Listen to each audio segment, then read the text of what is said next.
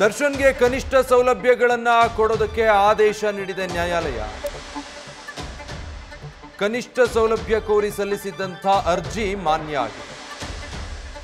ಜೈಲಿನ ಮ್ಯಾನ್ಯುಯಲ್ ಪ್ರಕಾರ ಆ ಸೌಲಭ್ಯಗಳನ್ನು ಕೊಡಿ, ಅದನ್ನು ವಂಚಿತರನ್ನಾಗಿ ಮಾಡಬೇಡಿ ಅಂತ ಕೋರ್ಟ್ ಹೇಳಿದೆ. ಮತ್ತೆ ಜೈಲಲ್ಲಿ ರಾಜಾತಿಥ್ಯ ಕಂಡು ಬಂದರೆ ಆಗ ಶಿಫ್ಟ್ ಮಾಡಬಹುದು ಅಂತ ಕೂಡ ಉಲ್ಲೇಖ ಆಗಿದೆ.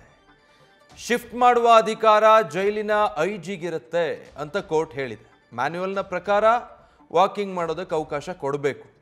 ಇಷ್ಟು ದಿನ ಅದಕ್ಕೂ ಅವಕಾಶ ಇರಲಿಲ್ಲ. ಆಲ್ಮೋಸ್ಟ್ 26 ದಿನ ಆಗ್ತಾ ಬಂತು.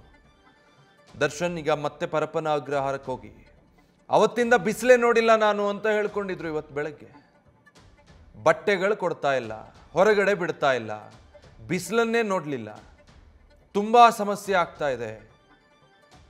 ಇತರೆ ವಿಚಾರಣಾಧೀನ ಕೈದಿಗಳಿಗೆ ಸಿಗೋ ಸವಲತ್ತು ನನಗೆ ಸಿಗ್ತಾ ಇಲ್ಲ, ಬಹಳ ಕಷ್ಟಕರ ಅನ್ನೋ ಪರಿಸ್ಥಿತಿ ಇದೆ. ಹೀಗಾಗಿ ನನಗಿಲ್ಲಿ ಬದುಕೋದು ಕಷ್ಟ, ವಿಷ ಕೊಡಿ ಅನ್ನೋ ಅರ್ಥದಲ್ಲಿ ಇವತ್ತು ಬೆಳಗ್ಗೆ ವಿಚಾರಣೆ ಸಂದರ್ಭದಲ್ಲಿ ಆರೋಪಿ ದರ್ಶನ್ ಮಾತಾಡಿದ್ದು. ಆದರೆ ಜೈಲ್ ಮ್ಯಾನ್ಯುಯಲಲ್ಲಿ ಏನಿದೆ ಅದನ್ನು ಕೊಡೋದಿಲ್ಲ, ನಾವು ಅದರಿಂದನೂ ದೂರ ಇಡ್ತೀವಿ ಕೈದಿಯನ್ನ ಅಂತ ಹೇಳೋದಕ್ಕೆ ಬರಲ್ಲ. ಅದು ಕೈದಿಗಳ ಹಕ್ಕಾಗಿರುತ್ತೆ.